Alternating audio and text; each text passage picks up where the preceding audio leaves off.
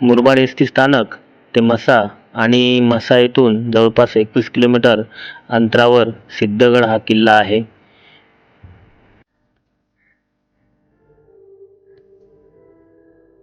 स्वातंत्र्य लढ्यात ब्रिटिशांना सळोकी पळो करून सोडणाऱ्या आणि आपल्या प्राणांची आहुती देणाऱ्या वीरबाई कोतवाल व हिराजी पाटील या महान क्रांतिकारकांची ही बलिदान भूमी आहे. आणि या दोन्ही क्रांतिकारांच्या स्मरणार्थ या ठिकाणी मोठी प्रवेशद्वार किंवा वेस या ठिकाणी बनवण्यात आली आहे. सिद्धगड हा किल्ला भीमाशंकर अभयारण्यात येत असल्यामुळे या ठिकाणी भीमाशंकर अभयारण्यात वन विभागाचं चेकपोस्ट आहे आणि या ठिकाणी आपली सर्व माहिती या ठिकाणी या ऑफिसमध्ये द्यावी लागते व प्रत्येकी माणसाला 60 रुपये व कार असेल तर 100 रुपये कर या ठिकाणी आकारला जातो. जांभुर्डी या गावापासून 5 किलोमीटर अंतरावरती सिद्धगड किल्ला आहे. गर्द झाडी घनदाट अरण्यात विविध प्रकारचे वन्यजीव व पशुपक्षी आपल्याला आढळतात. भीमाशंकर अभयारण्याच्या अंतर्गत हा संपूर्ण परिसर येत असल्यामुळे येथील जंगलाचे चांगल्या प्रकारे संवर्धन झालेले आहे.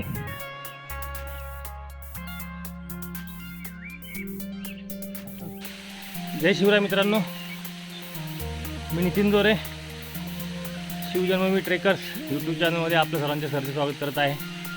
सकाळचे 10 वाजलेले आहेत आणि आज मी आलेलो आहे सिद्धगड. ठाणे जिल्ह्यातील मुरबाड तालुक्यामध्ये असलेला हा सिद्धगड, सिद्धकांची तपोभूमी म्हणून समजला जाणारा सिद्धगड. तसंच या ठिकाणी 2 क्रांतिकारांचं बलिदान देखील या किल्ल्याच्या पायथ्याशी झालेलं आहे. असा एक अपरिचित परंतु महत्त्वाचा समजला जाणारा हा सिद्धगड किल्ला आहे. आणि आत्ता आम्ही बोरवाडी या गावामध्ये आमची गाडी पार्क करून या ठिकाणापासून आम्ही ट्रेकिंगला सुरुवात केली आहे. आणि आज पाऊस तर तसा नाही आहे, परंतु रस्त्याने अनेक छोटे छोटे असे वाहणारे छोटे छोटे झरे आहेत, धबधबे आहेत. वातावरण देखील खूप छान आहे. आणि हा संपूर्ण व्हिडिओ तुम्ही पाहत राहा. आणि सिद्धगड पावसाळ्यामध्ये कसा दिसतो, इथलं सौंदर्य कसं दिसतं, निसर्ग सौंदर्य त्या व्हिडिओमार्फत तुम्ही नक्की अनुभवाल. आणि हा सिद्धगड जो आहे, इथलं जे अभयारण्य आहे ते भीमाशंकर अभयारण्यामध्ये मोडतं. जंगलाचा भाग मोठ्या प्रमाणात आहे किंवा जंगलामध्येच हा सिद्धगड किल्ला आहे असं म्हटलं तर चुकीचं ठरणार नाही. असा सिद्धगड किल्ला आहे. निसर्गप्रेमींचं एक आवडतं ठिकाण, आवडता किल्ला सिद्धटेक समजला जातो. आणि आता आम्ही चढायला सुरुवात केली आहे. हा पाठीमागे जो दिसतोय हा सिद्धगड किल्ला आहे आणि जवळपास 925 मीटर उंच एवढी या किल्ल्याची उंची आहे. मध्यम श्रेणीचा परंतु थोडाफार टफ याची चढाई आहे. वरती किल्ल्यावरती पाहण्यासारखं म्हटलं तर मंदिर आहे, गुफा आहे पुरातन अशा. आणि अलीकडच्या काळामध्ये प्रकाशझोतात आलेला हा सिद्धगड किल्ला आहे. सिद्धगड ट्रेकसाठी माझ्यासोबत आज संजय करे आहे. कोकण मोहिमेमध्ये आम्ही सोबत होतो आणि आजचा आमचा 23वा किल्ला, बरोबर ना, 23वा किल्ला आहे सोबतचा असा प्रवास. आणि आज आम्ही दोघेच आहे, रस्त्यामध्ये पण कोण दिसत नाही, थोडीफार भीती वाटते. घाम पण भरपूर होते, ऊन आहे, घनदाट असं जंगल आहे. आणि हा रस्ता जो आहे पाण्याचा प्रवाह जिथून जातो त्यातून हा रस्ता आहे, पावलवाट आहे. त्यामुळं निसरडी अशी पावलवाट झालेली आहे शेवाळामुळे. आणि या ठिकाणी आपण ऐकत असाल फक्त पाण्याचा आवाज येतो, पक्ष्यांचा आवाज येतो, एवढं घनदाट असं हे जंगल आहे.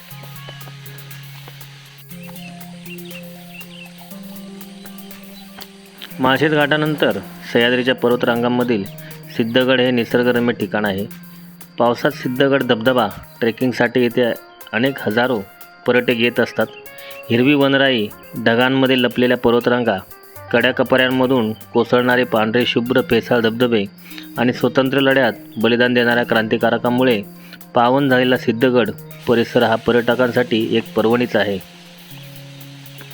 डोंगर माथ्यावर असणारा प्राचीन किल्ला फारसा परिचित नव्हता.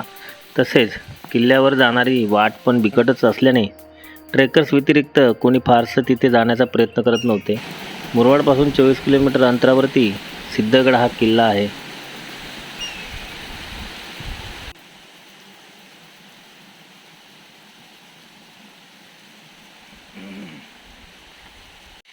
समोर दिसणारा हा पदरगड आहे. भीमाशंकर ट्रेक करताना हा पदरगड आपल्याला लागतो. भीमाशंकर डोंगर रांगेमध्ये असणारा हा पदर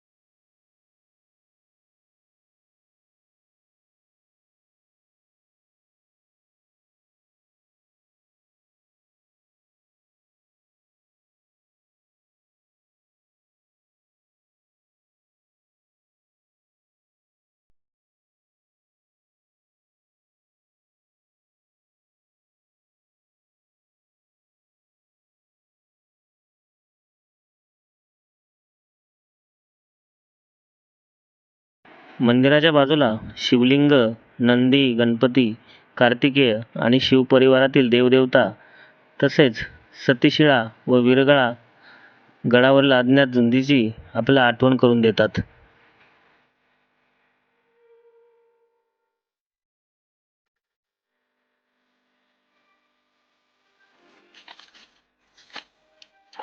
दगडी गोळे आहेत तिथे. नंदी आहे.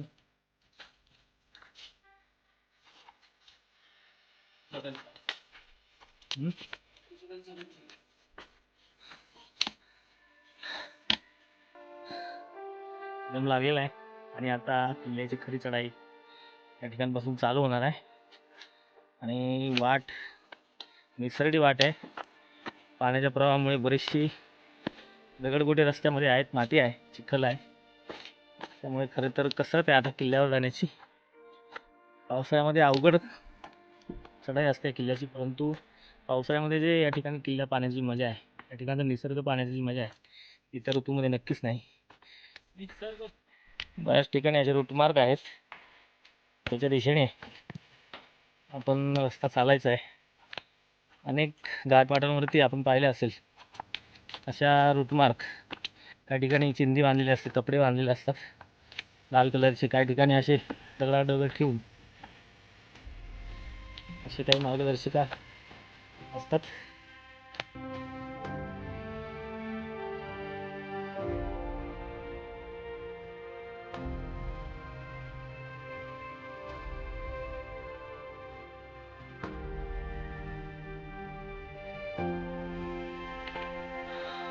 हा रस्ता आपल्याला किल्ल्यावरती घेऊन जाणार आहे.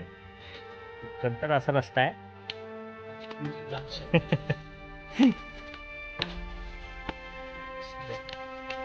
Let's go.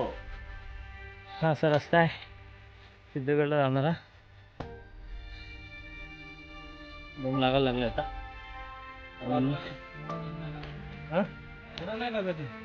तरी पण वाटेल आपल्याला की दमशक झाली. आणि गुहेपर्यंत आता आपण पोचलेलो आहोत. पण बोर्ड आहे. चला गुहेकडे जाऊ. आपण पहिली गुहा बघूया, नंतर बाले किल्ल्यावरती जाऊ.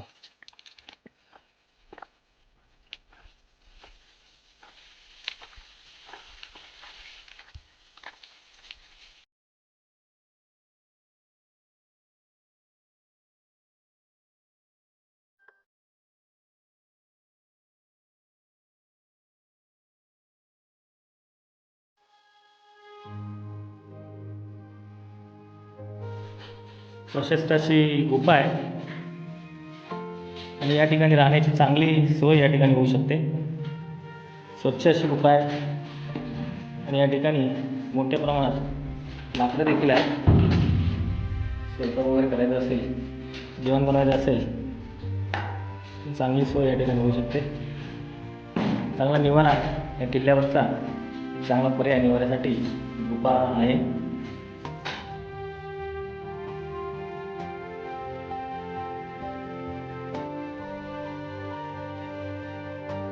जवळपास 20 फूट बाय 15 फूट एवढी मोठी गुफा आहे. निवाऱ्यासाठी एक चांगला पर्याय आहे किल्ल्यावरचा.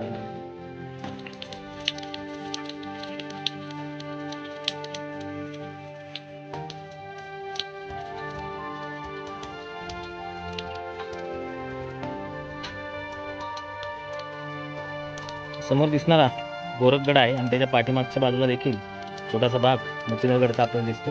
आणि पाठीमागच्या जुलैमध्ये मी गोरखगडचा ट्रेक केला होता, त्याचा व्हिडिओ देखील आपल्या यूट्यूब चॅनलवरती आहे.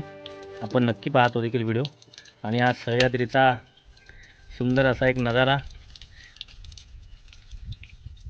आऊपे घाट असा काहीसा हा परिसर पावसाळ्यामध्ये ट्रेकर्सला आकर्षित करत असतो.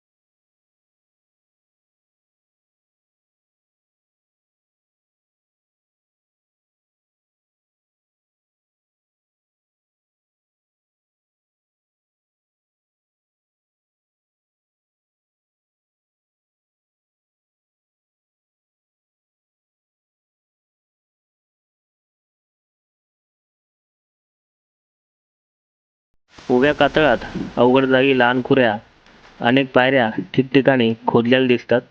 या बिकट वाटेने तोल सावरत आम्ही बालेकिल्ल्याकडे जाण्याचा प्रयत्न करत होतो.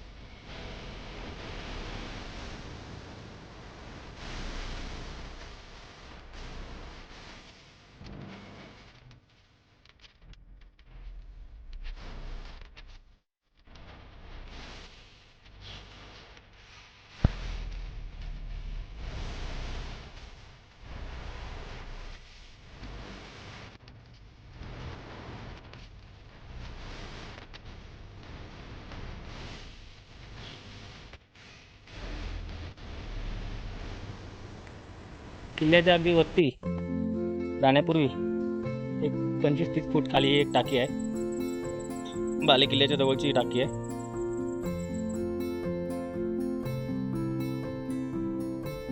गडावर पडक्या मंदिरात उघड्या आभाळाखाली शंभू महादेवाची पिंडी आहे आणि त्यावर अनादी काळापासून नजर स्थिर ठेवून बसलेला नंदी आहे. गेली अनेक शतकांपासनं सिद्धगड किल्ल्यावरती असलेले हे प्राचीन शिवलिंग आजही चांगल्या स्थितीमध्ये आहे. आजूबाजूचा चौथरा मंदिराचा आपल्याला भासतो, परंतु आज ते अस्तित्वात नाही आहे मंदिर. परंतु शिवलिंग आजही अनेक वर्षांपासून अनेक शतकांपासून या ठिकाणी आहे तसंच आहे. या शिवलिंगाची श्रावण महिना असल्यामुळे बेलफूल पाहून या ठिकाणी आम्ही पूजा करून दर्शन घेतले.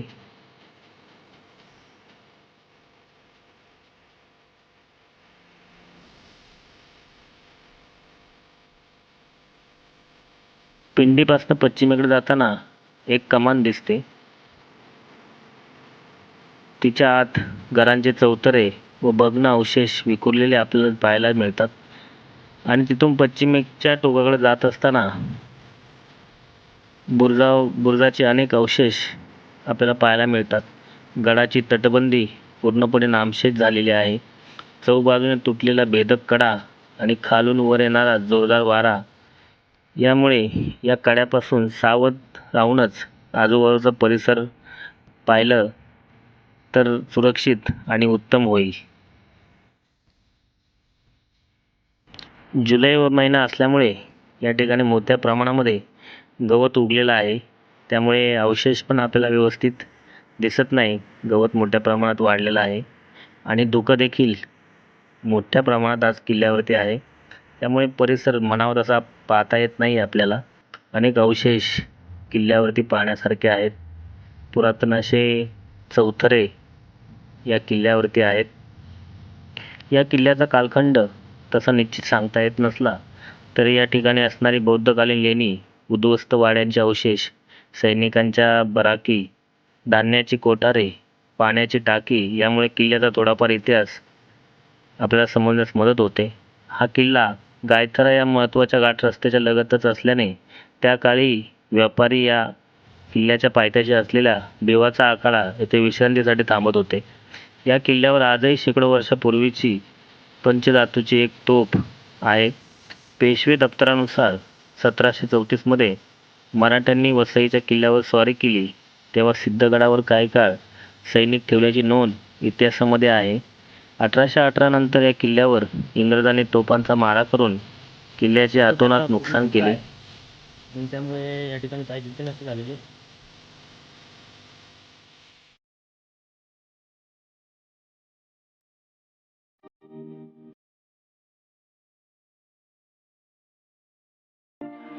गडावर मुबलक पाणी आहे. खडकात खोदलेली अनेक जलकुंडे, पाण्याचे टाके, बारव आपल्याला किल्ल्यावरती पाहायला मिळतात. आणि पावसाळा असल्यामुळे पूर्णपणे पाण्याने भरलेले ते जलकुंड आहेत. आपण या बालेकिल्ल्यावर बसून भोवतालचा परिसर जर पाहिला तर अनेक किल्ले आपल्या नजरेच्या टप्प्यात येतात. भीमाशंकर, पदरगड, ढाकबैरी, राजमाची, पायतळी, जांभोडी धरण, कोथळीगड, त्या पलीकडचं माणिकगड, कर्नाळा, माथेरान, प्रबळगड, मलंगगड, वायव्य दिशेला असलेला माहुली, उत्तरेला असलेला गोरखगड, मच्छिंद्रगड.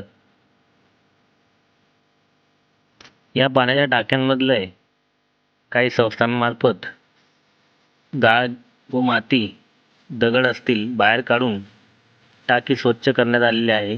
त्यामुळे या टाक्यांमधलं पाणी पिण्यायोग्य आहे. अनेक टाके आपल्याला या गडावरती खोदलेले दिसतील. सिद्धगड किल्ल्यावरनं पावसात चिंब भिजणारा अजस्र सह्याद्री, नजरेच्या टापूतनं मावणारा त्या सह्याद्रीचा अवाढव्य व पसरलेल्या डोंगररांगांवरून मधूनच आकाशात सूर मारणारा एखादा सुळका आणि गडद आभाळाच्या छताखाली मुसळधार पावसात नाहीसे होत चाललेले सावळे आकार, क्षणासाठीच कोसळणारी पावसाची धार पारदर्शक होते आणि त्या कोसळणाऱ्या पडद्यामागच्या सह्याद्री काही काळासाठीच दर्शन देतो. उंचच उंच गेलेला सुळका म्हणजे त्या अजस्र सह्याद्रीचे मस्तकट जणू बुरुज आहे. तर शेवटच्या टोकाला गवतामध्ये दिसत नाही आहे किल्ल्याचा बराचसा भाग. पण काही तटबंदी आहे आणि याच्यावरती मोठ्या प्रमाणात गवत उगलेले आहे.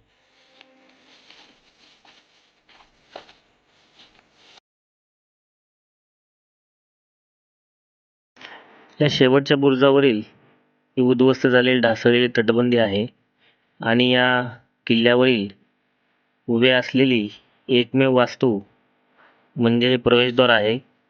इथून खाली उतरण्यास मार्ग आहे पण तो अवघड आहे. असं हे प्रवेशद्वार आणि या किल्ल्यावरची एकमेव उभी असलेली वास्तू आहे.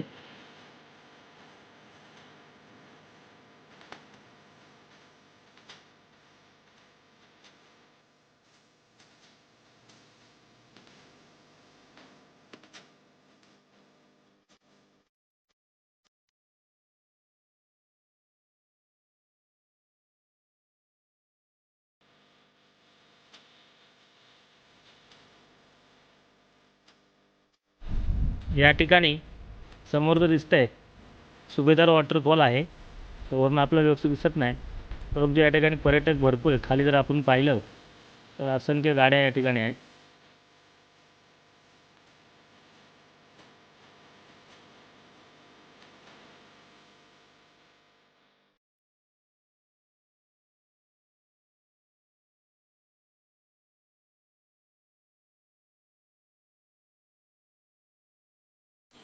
किल्ला बऱ्यापैकी आमचा पाहून झालेला आहे आणि आता 3:30 वाजलेत. आता गड उतार आम्ही होतो आहे. आपल्याला व्हिडिओ आणि यातली माहिती कशी वाटली आपण कमेंटमध्ये नक्की कळवा. या ठिकाणी आम्ही थांबतो. जय हिंद, जय महाराष्ट्र, जय शिवराय.